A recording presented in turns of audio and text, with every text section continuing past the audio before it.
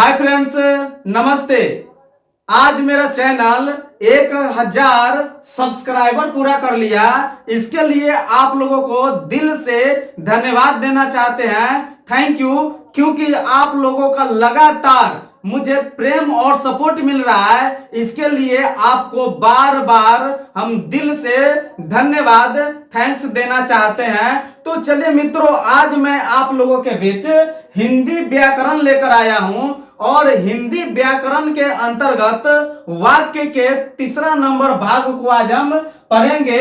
इससे पहले हम सरल वाक्य और मिश्र या मिश्रित वाक्य पढ़ चुके हैं। आज हम तीसरा नंबर वाक्य का जो पॉइंट है वह तीसरा नंबर क्या है? संयुक्त या जटिल वाक्य। आज हम चर्चा करेंगे कि संयुक्त या जटिल वाक्य क्या है। तो चलिए इसे देखते हैं। देखिए, वाक्य में दो क्रियाएं होगी परंतु परस्पर निर्भरता नहीं होगी। देखिए, वाक्य में क्या होगी? दो क्रियाएं होगी लेकिन उनमें परस्पर निर्भरता नहीं होगी। ये किसकी पहचान है? ये संयुक्त या जटिल वाक्य की पहचान है। चलिए 2 नंबर देखिए, इसमें दो वाक्य या उपवाक्य होंगे जो दो या दो से अधिक वाक्य या उपवाक्यों से समुच्चय बोधक अव्यय द्वारा जुड़े होंगे।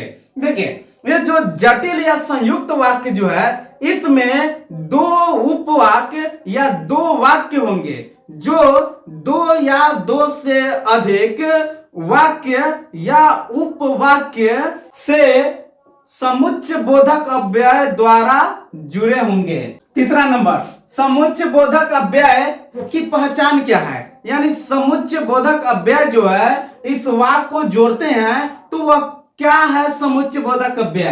तो देखिए, और, अथवा, या, किंतु, व, तथा, यद्यपि, बल्कि, वरन, लेकिन, यही क्या है? समुच्चय बोधक अव्यय। समुच्चय बोधक अव्यय क्या है? और, अथवा, या, किंतु, व, तथा, यद्यपि, बल्कि, वरन, लेकिन। देखिए मित्रों, जब आपको वाक्य में कहीं भी ये शब्द अगर आपको मिल जाए तो आप समझे कि वे क्या है? संयुक्त या जटिल वाक्य है। देखिए, जब हम वाक्य में संयुक्त या जटिल वाक्य का जब हम उपयोग करते हैं तो उस वाक्य की सुंदरता बढ़ जाती है। वह जो वाक्य होते हैं वे काफी सुंदर हो जाते हैं, उनकी सुंदरता में चार चांद लग जाती है। तो चलिए देखते हैं अब कुछ एग्जाम्पल्स संयुक्त या जटिल वाक्य के। देखिए एग्जाम्पल नंबर 1, घंटी बजी। ये क्या है? एक वाक्य है। छात्र छात्राएं कमरे से बाहर गए, ये भी क्या है? एक वाक्य है। लेकिन यहाँ जो और है, ये और क्या है? ये समुच्चय बोधक अव्यय है। तो घंटी बजी और समुच्चय बोधक अव्यय के द्वारा इसे जोड़ दिया जा रहा है। छात्र छात्राएं कमरे से बाहर चले गए, तो घंटी बजी और क्या हो गया? समुच्चय बोधक अव्यय। छात्र छात्राएं कमरे से बाहर चले गए। ये कितना सुंदर वाक्य लग रहा है। तो समुच्चय बोधक जुड़ने के बाद जो वाक्य होते हैं वे सुंदर बन जाते हैं। देखिए एग्जाम्पल नंबर 2, सूरज निकला। ये क्या है? एक वाक्य हुआ। अंधेरा भागा, ये भी एक वाक्य हुआ। लेकिन इसको जोड़ कौन दिया? और। तो सूरज निकला और अंधेरा भागा, ये काफी सुंदर वाक्य है। अब ऐसे हम बोलते हैं सूरज निकला अंधेरा भागा। सूरज निकला अंधेरा भागा, ये उतना अच्छा नहीं लग रहा है सिवाय किसके? इसके, सूरज निकला और अंधेरा भागा। चलिए देखिए 3 नंबर एग्जांपल, रणवीर। ये क्या है? एक उपवाक्य है। या रणधीर में से कोई एक जाएगा। रणवीर या रणधीर में से कोई एक जाएगा। अगर इसको हम ऐसे बोलते हैं, रणवीर रणधीर में से कोई एक जाएगा, इससे बेटर क्या है? रणवीर या रणधीर में से कोई एक जाएगा। तो यहाँ जो या है ये समुच्चय बोधक अव्यय है और ये जो एग्जाम्पल है ये संयुक्त या जटिल वाक्य एग्जाम्पल है। देखिए ये एग्जाम्पल नंबर 4, राम श्याम व मोहन तीनों जा रहे हैं। राम श्याम व मोहन तीनों जा रहे हैं तो यहाँ जो वह है, ये वह क्या है? समुच्चय बोधक अव्यय है। फिर यहाँ देखिए 5 नंबर एग्जाम्पल, राम व सीता, लक्ष्मण तथा उर्मिला। राम व सीता, लक्ष्मण तथा उर्मिला आदर्श व्यक्तित्व के हैं। ये कैसे व्यक्तित्व के हैं? आदर्श व्यक्तित्व के हैं।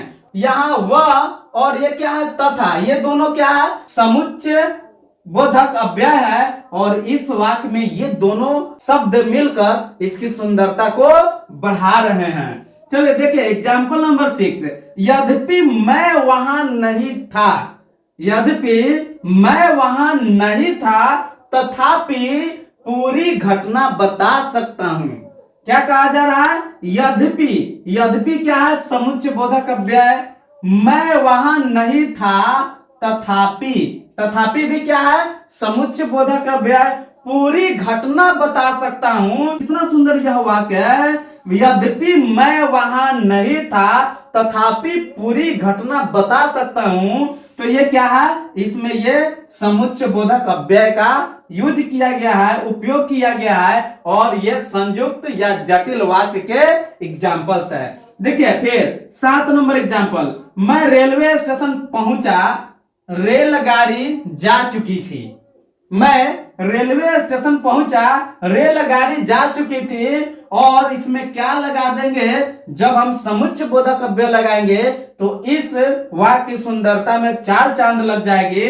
जैसे मैं रेलवे स्टेशन पहुंचा परंतु रेलगाड़ी जा चुकी थी, तो ये जो समुच्चय बोधक अव्यय जो है इसकी सुंदरता को और बढ़ा रहे हैं। तो चलिए ये आज का जो मेरा टॉपिक था काफी बेहतरीन टॉपिक था और आप लोग के बीच एक मेरा प्रश्न है, जिस प्रश्न का आप अधिक से अधिक संख्या में आंसर देने का कोशिश करें।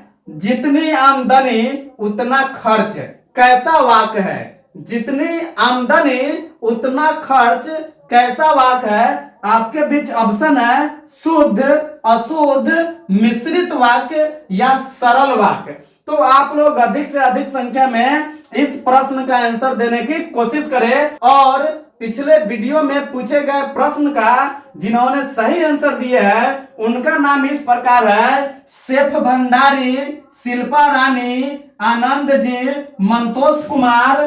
थैंक यू, धन्यवाद, जय हिंद।